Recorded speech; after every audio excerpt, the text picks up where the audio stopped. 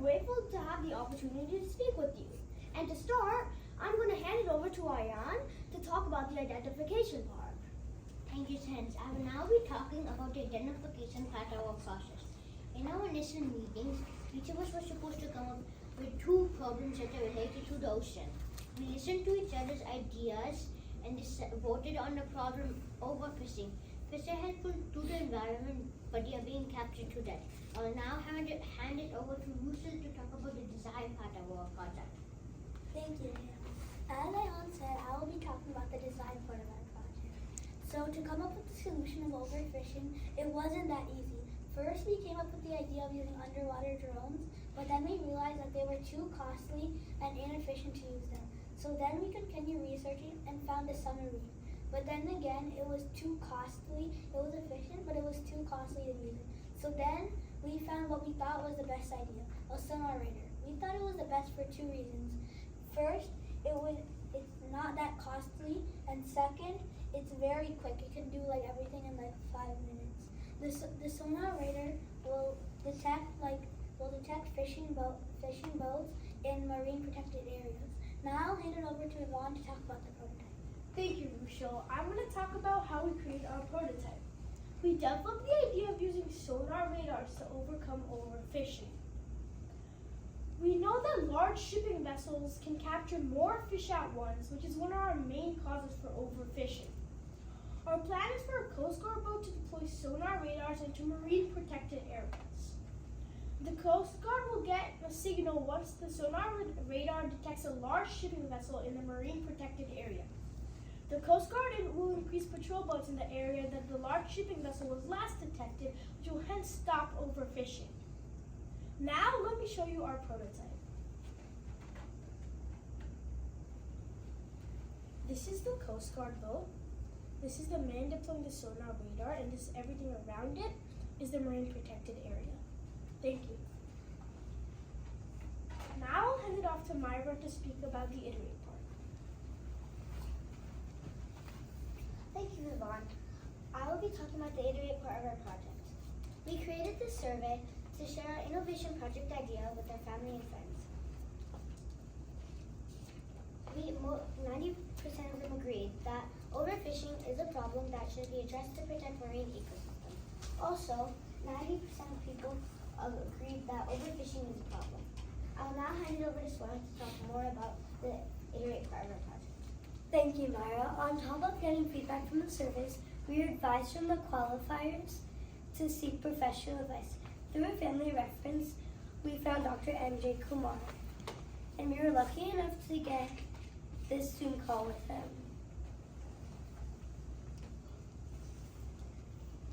He helped us make this diagram, and he's published numerous papers on overfishing and its solution. And based on the feedback we have received, we decided to take a multifaceted approach. First, in marine protected areas, we will put a sonar radars, and also, second of all, we will put FADs in those marine protected areas, which is a fish aggregating device, which will attract the fish into the places that are protected. And as you can see here, we have signs. We have them because this includes international cooperation, sustainable fish practices, community-based management, aquaculture development, and more. Now I will hand it off to Om. Thank you, Sora. We worked together as a team to share and include everyone's ideas. We discovered many problems related to the ocean. We chose overfishing. We were innovative about the solution to this problem and think our solution will have a great impact on the community. We had fun throughout the journey. Thank you, and do you have a question? Good job. Let's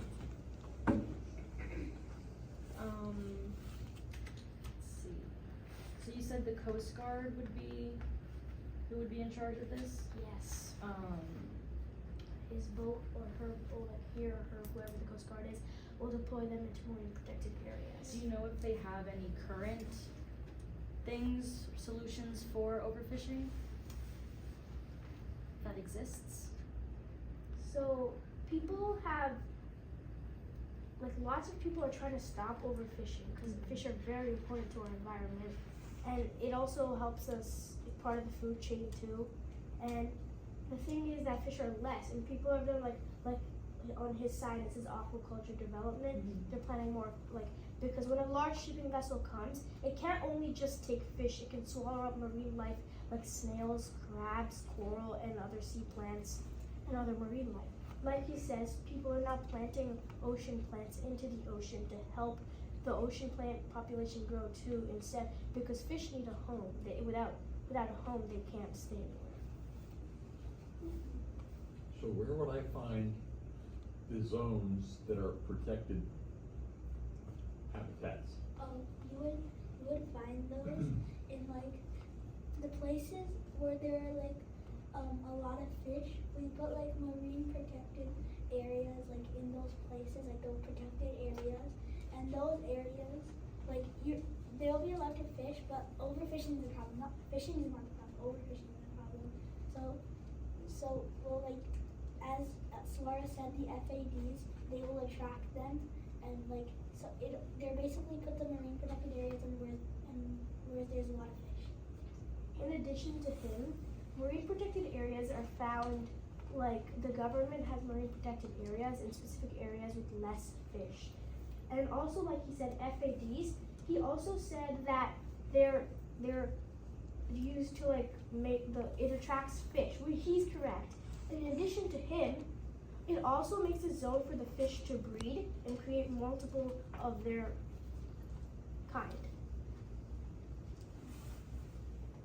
Okay. Anything else? Who did you share your problem with in your presentation? We shared it with like family and friends to like with the survey we showed you. We showed it to like our family and friends to see if this is a big problem.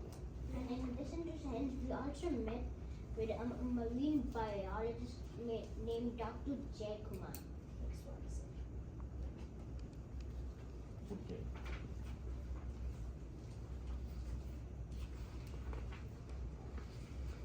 So how are your sonar? Is there a sonar device that you guys have that says a big ship's coming in the area, or is it doing satellites or what? So the sonar will basically detect when large fishing vessels enter the area. They will deploy coast guards to inform that like fishing vessels and like tell them you can't fish here because it's a marine protected area. And could I see that diagram that you guys made with what were those? So basically, this is the sonar radar, and it detects the shadow or the sound of the boat that's here, and it sends a signal to coast guards to tell them to stop. You can't fish here because it's a marine protected area. And this was, you developed this on call with the marine biologist? yeah, Yeah. he helped us make them. He helped you, okay. In addition, if it's like a big cruise ship or some kind of research vessel, the Coast Guard will like they have a radio with like mostly every ship has a radio with every ship in the ocean. At that point, so the Coast Guard will ask the ship, "Are you a shipping vessel or what are you?" And if they respond, "No, we're a cruise ship," the Coast Guard won't like catch the ship or do anything with the ship.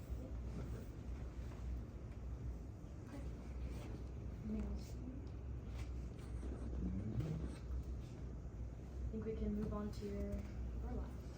Thank you. Yep. Thank you very much. Can we start? Yep. Okay. Now we will walk you through our robot design. First, we went through all the videos of the mission and how to complete them. Then we identified how many points each mission has. Now I will hand it over to Jan to talk more about the identification part of our process. Thank you. In one of our meetings, we were given the homework to make a list of missions based on how many points it gives and also how complex it is. After that, we listened to everybody's ideas. Then we decided on focused on which missions to do. After that, we also decided to use the Spike Prime Hub. I will now hand it over to Vivan to talk about the design part of our project. Thank you, Ayan. I'm going to talk about our robot design.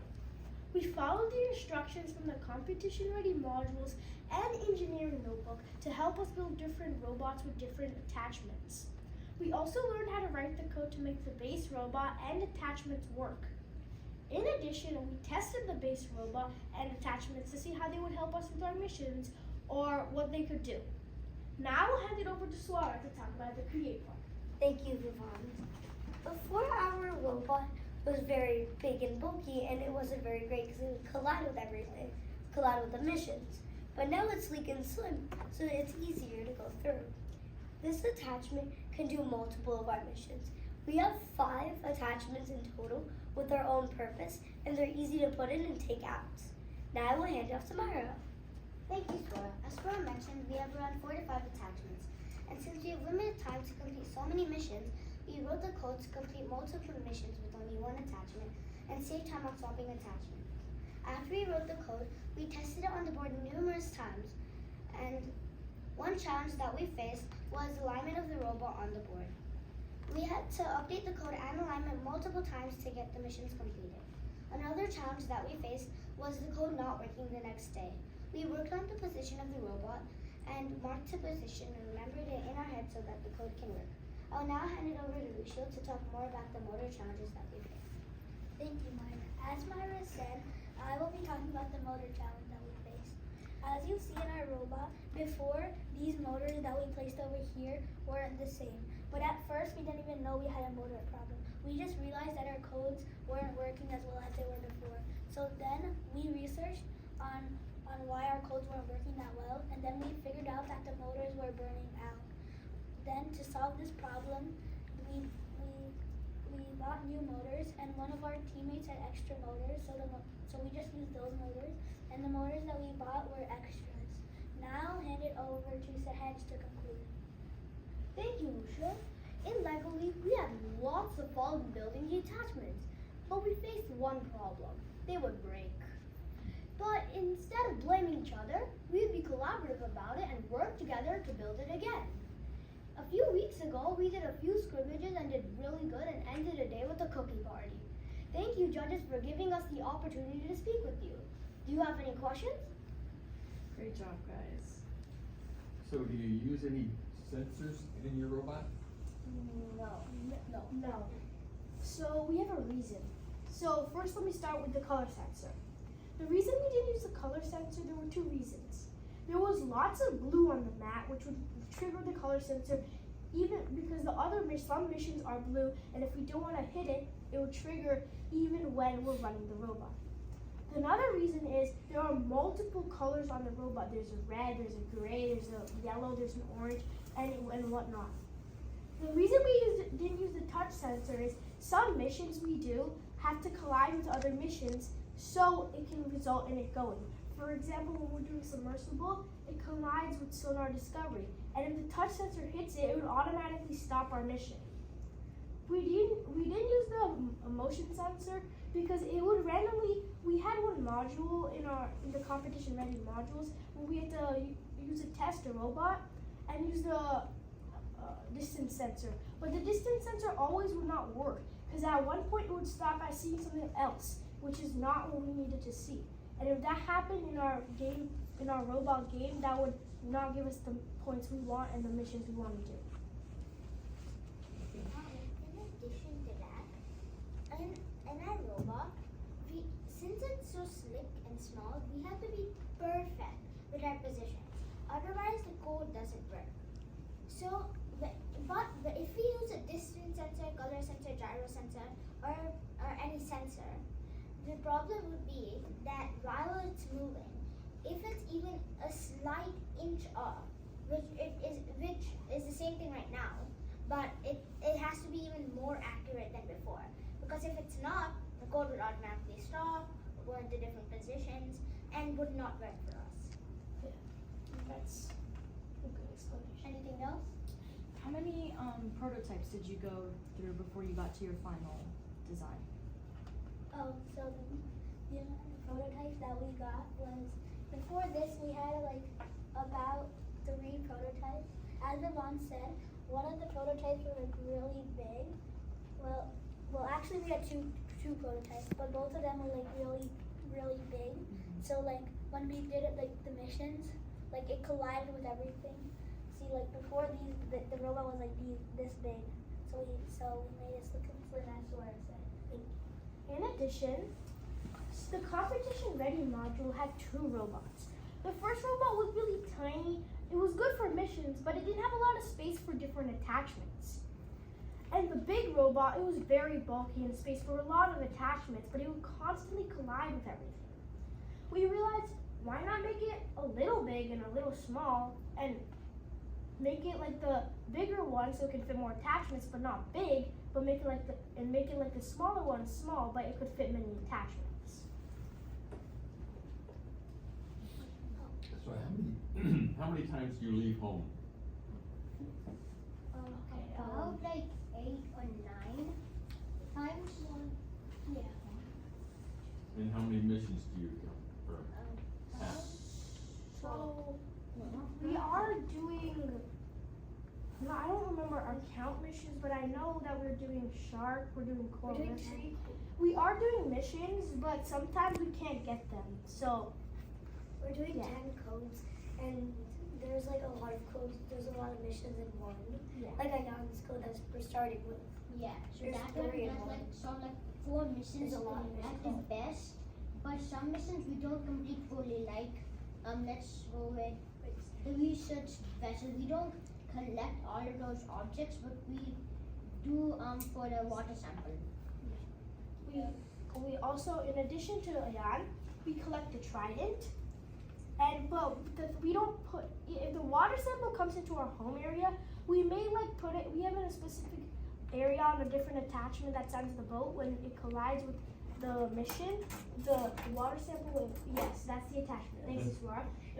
The gray part is where we will keep the water sample.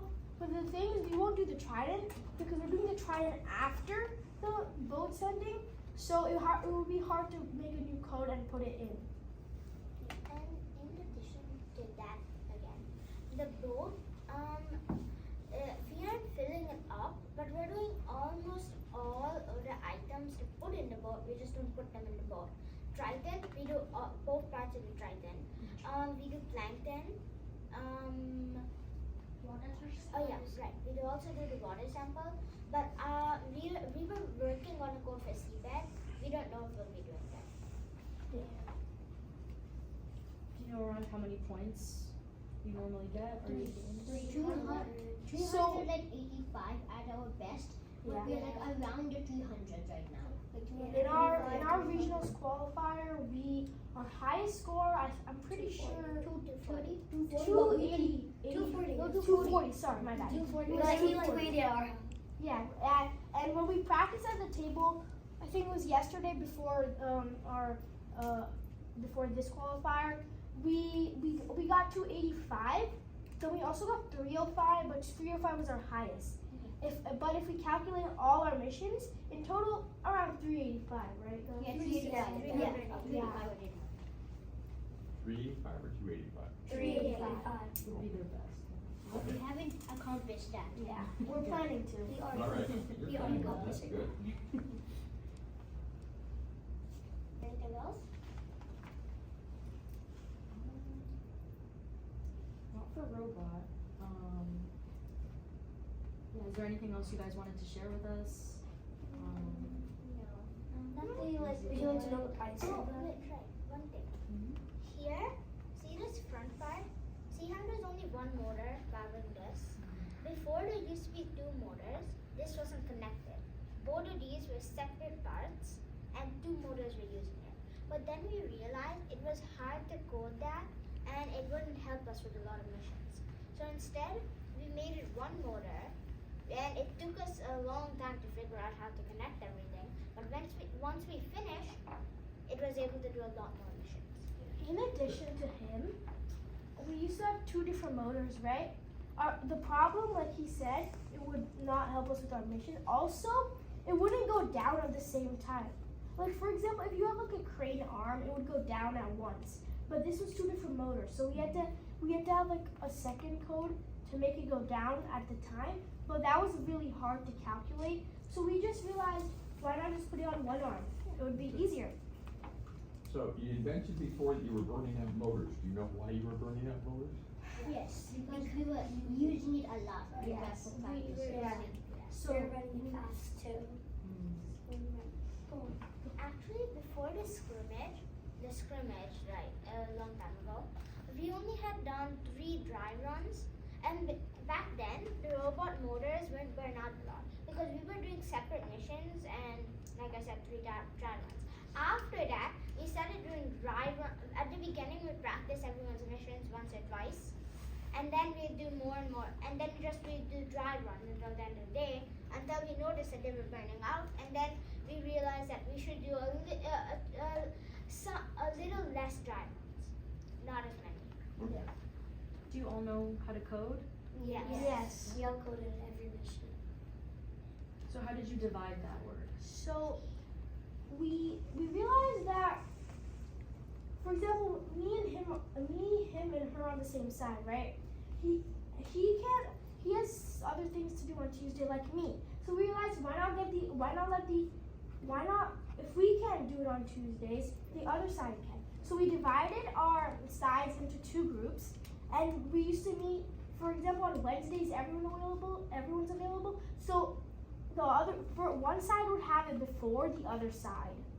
So we split into groups. It would be easier to code the robot because we tried to make 2 robots, but we didn't have them as many motors as many pieces because we used them on our attachments and the original robot. Okay.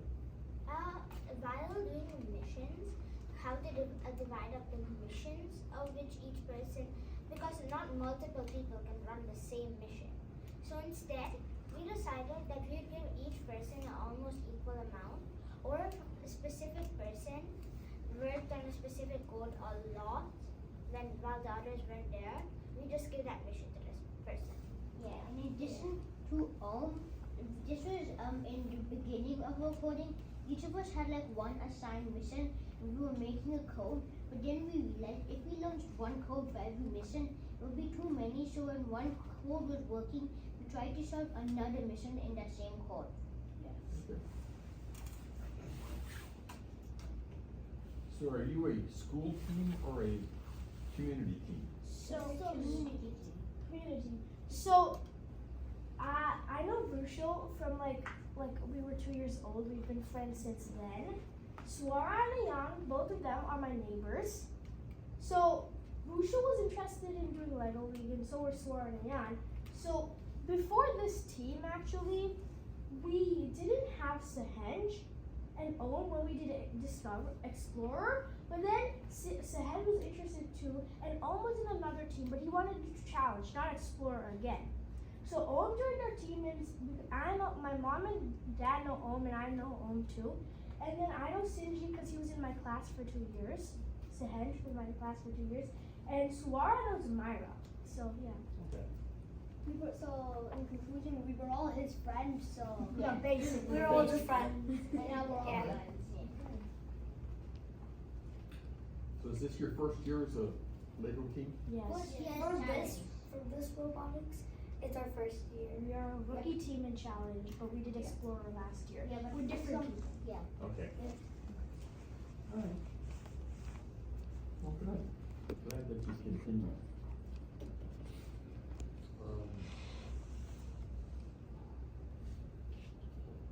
Okay.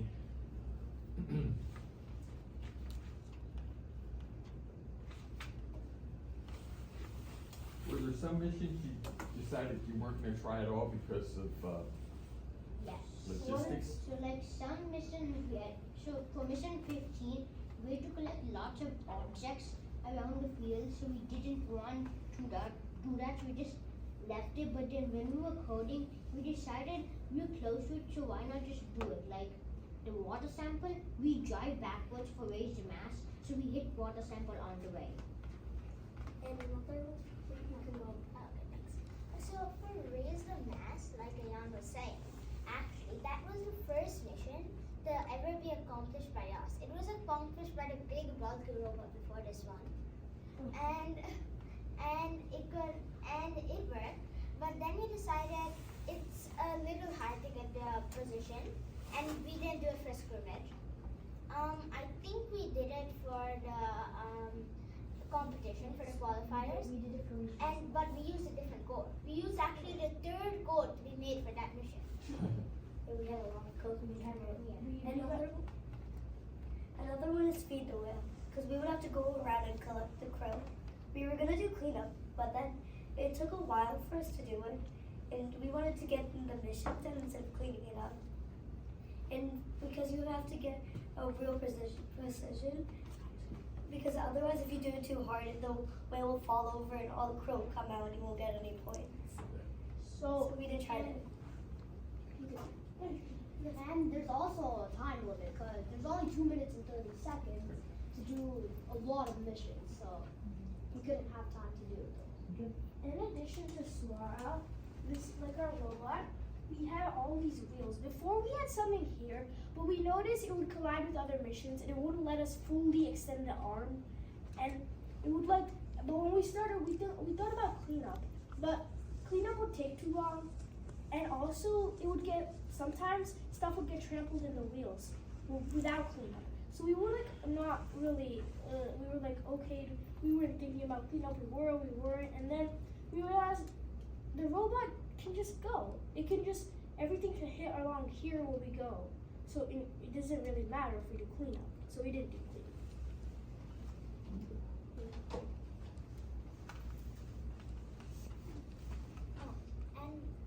A few missions for actually different. I don't know if they're missions or not. You have to keep the reef standing. Those missions. Sometimes you get them and sometimes you don't. It really depends on what our motors are like and how much we use the robot. Because sometimes the code changes, like Rochelle said. Sometimes the code changes in the middle because the motors aren't working very well. So it's random. In addition to I agree with you. It's literally mere luck if we get the thing standing. Yeah. And sometimes if it comes into our home area and we're doing a mission, we maybe put it in front of the robot so we can take it out of the home area. It would be standing up. Just a simple 5 points. Yeah. Anything else? So what do you guys do for fun? We go outside. We play. Yeah. So sometimes when people are not doing their missions, we'll play tag or something in the basements or whatever. Yeah, and when we would go, so for the modules, the Spike Gun software gave us instructions on how to do some stuff. We would go into everybody's houses and taking turns. So then at the end, sometimes we went in the backyard or somewhere. So outside. And plus, when we went to my house, I have a dog, so we played outside with her. And After we finished it. But work, most important. Yeah. And work hard, play hard. And while waiting for everybody, we would just play while waiting, and when everyone comes, we would work on our mission. Yeah.